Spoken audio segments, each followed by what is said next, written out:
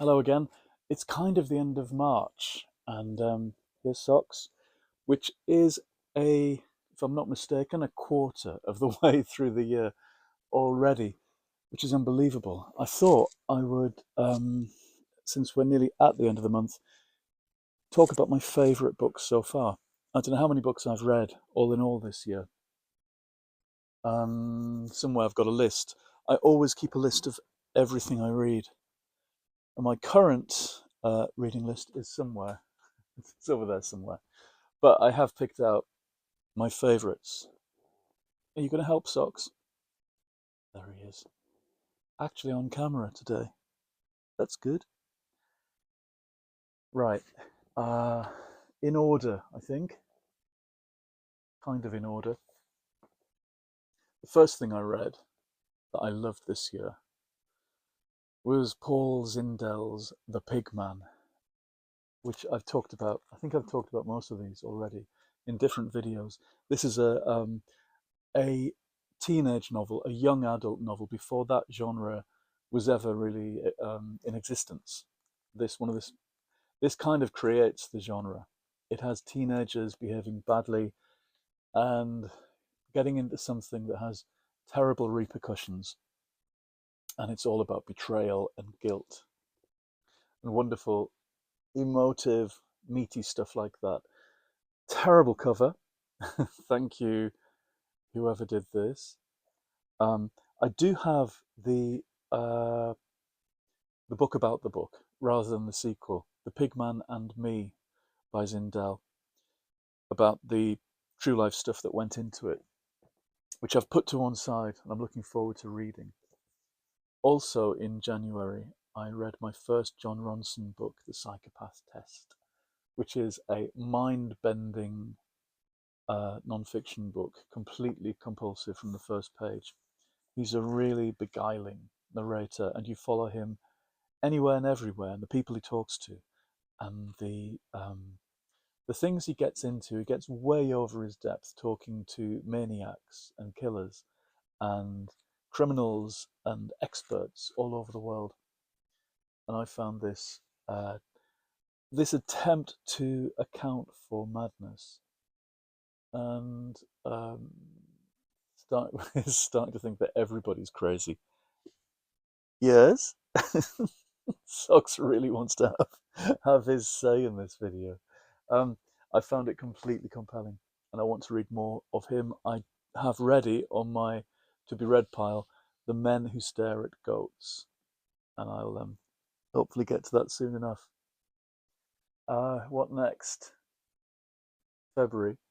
I reread Giovanni's Room, which I'd read at least twice before, a sexy mid century James Baldwin novel, all repression and violence and Paris. Even better than I remembered.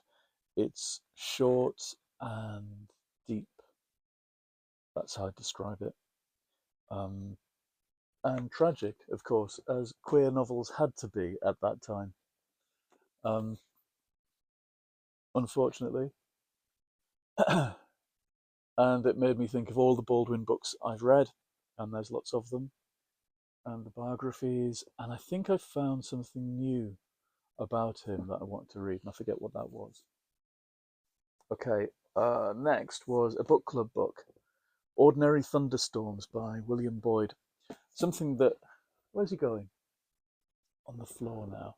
Something that I wasn't sure I was going to like, about a fellow who is found at the scene of a crime, of a murder, and has to go underground, avoid the police, is sucked into a kind of terrible situation to do with a big drugs company and an assassin after him.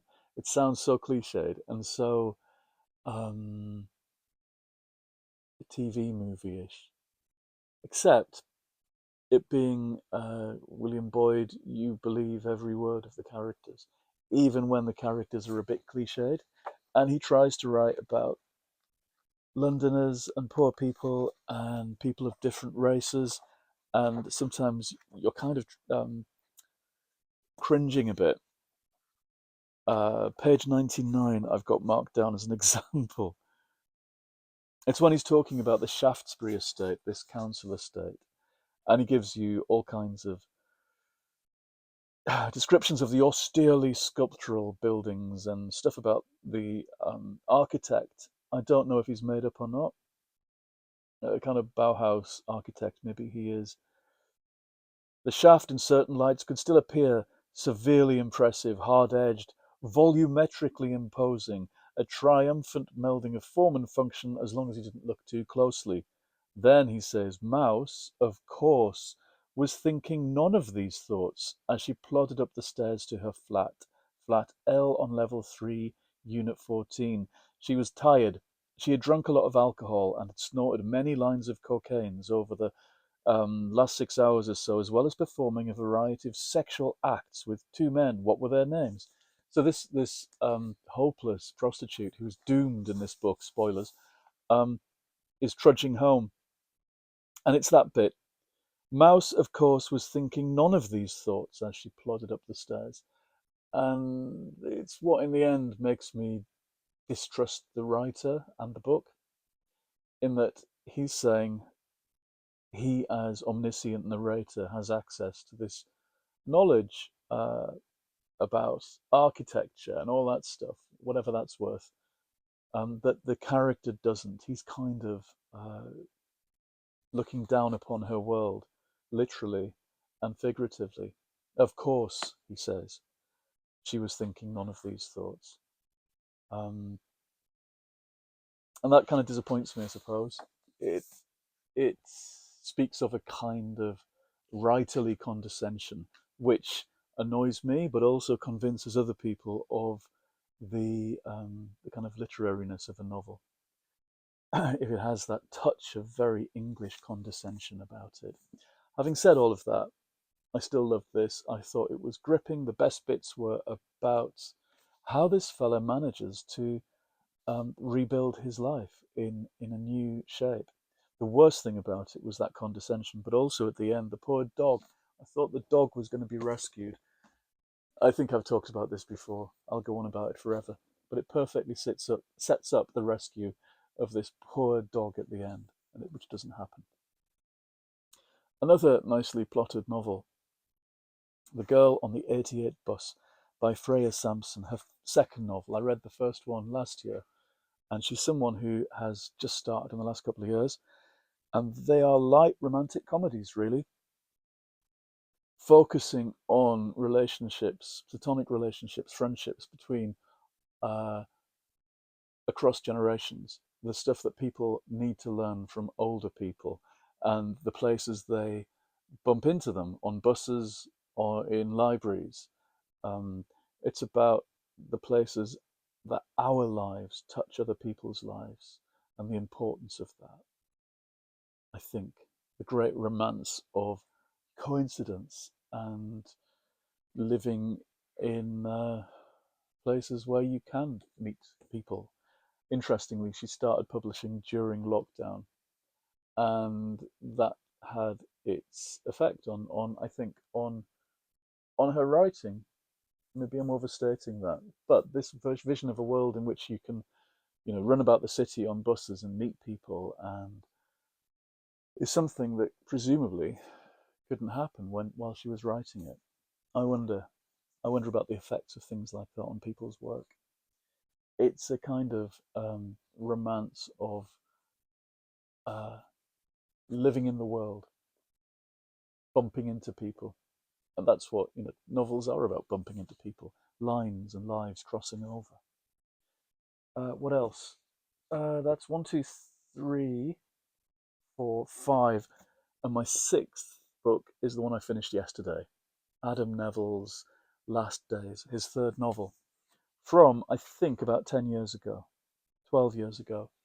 Now, this is a novel about filmmaking, about a documentary maker who was hired by a spooky old man with loads of money who wants the true storytelling of this cult, this dreadful, slightly satanic cult that began in 60s London, moved to France, and then moved to the States, to the desert, where everything ended in a kind of bloody crime scene in the mid 70s.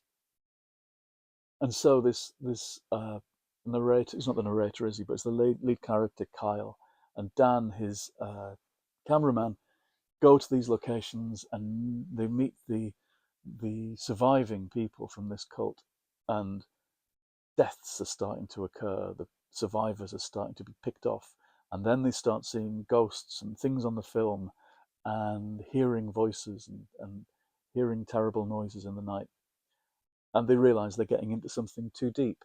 That the forces pulled down by the this occult group are still in existence, and it builds into a fairly ludicrous story to do with age-old corruption and evil, and some wonderful flashbacks to, I don't know, the Dark Ages, I suppose, in Belgium, of all places. You get a few non sequiturs. You get a trip to Belgium to look at some spooky paintings, and at the end you get quite a long coda, actually, about a an assassination attempt on a dying film star in Hollywood.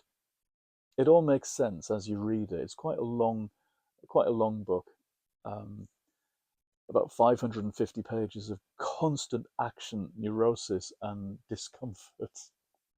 Um, but I, again, like the William Boyd book, those kind of thrillers where it's upsettingly uncomfortable, but you stick with it because you believe every word. And I did, even in the most ludicrous thing, where the scenes where these creatures are coming through the walls and descending out of the skies. It was all bliss. And I will return to his books. I read the first one at the time when it first came out, Apartment 16, and The Ritual was the second one. I haven't read that, but I have seen the film. Now I want to read all the others. He's a proper horror writer, and the books are big and generous, which is great. It's a book to get lost in, and it took me about a week to read, which is unusual for me, but how satisfying to crack the spine of a book so comprehensively. I know people out there have feelings about broken spines of books and damage, and there are people who read things so carefully they never break the spine, but it really, I find it a very satisfying thing to do. And all of these are well read. As I said, I have reading copies of books. I don't have a museum of books with everything kept in perfect condition. That never happens. So, anyway, those are my 6 books of the year so far, the first quarter of the year. 6 of them, which would mean you'd have too many best books of the year by the end if you kept up doing, picking out 2 a month. Maybe I'll have better books to come. Maybe I'll have worse. But I wouldn't be disappointed if any of these were in my final top 10 or top 12 or whatever I do this year. I've got a thriller, a horror, a romance, a non-fiction, a classic, a modern classic, and a, a teen novel. So that's a young adult novel. So that's a nice mix of genres.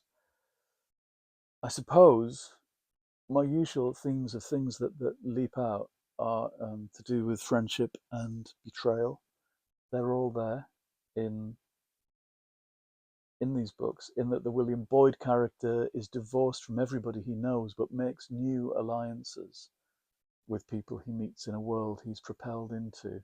In the Adam Neville book, the friendship between the two fellas making the film is the hinge, really, in the whole thing. And their friendship is the thing that you believe in most. Girl on the 88 Bus, of course, is about a a new friendship forged in order to reignite an old one. And on, Giovanni's Room is all about betrayal and connections between people. And Paul Zindel um, is the same story again. They betray that poor old man and ruin his house. I can't give away spoilers for that. You have to read that book by yourself. So, anyway, themes in common, I suppose, and the kind of things I look for, things that are slightly hurtful to read, that are that wrap you in an atmosphere, but also make you feel um, a bit worried for the characters. I guess that's what I'm looking for. Anyway, top 6 so far. Happy end of the month. Happy Easter as well. And I'm glad it's more spring-like, and I'm going to move on to, I hope, spring-like holiday-ish books as I take a few days off. I might take some days off from my channel as well. I've been doing a video per day. I might start to space them out a bit more. Don't know. See how I get on. Thanks for your comments. Keep them coming. Do press like, do subscribe, and I'll see you again in the next episode. Goodbye.